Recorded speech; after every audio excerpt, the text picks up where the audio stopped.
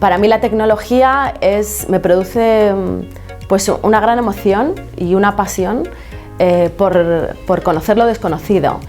La tecnología me hace sentir poderosa porque desde que la conocí, cualquier invento o sueño que imaginamos, tanto yo como mis compañeros, a través de ella podemos hacerlo realidad. A mí la tecnología me genera mucha curiosidad, y me llama la atención, me invita a ser cada día más investigativa y buscar cada día más respuestas a todas las preguntas que puedo tener y buscar solucionar problemas. Cada vez que aprendemos nos surgen dudas nuevas y entonces esa sed por conocimiento siempre va a estar ahí, así que por más que aprenda siempre voy a querer saber más y más y más, así que... Pues la verdad es que me da mucha libertad. La tecnología, con lo que siento con la tecnología es libertad.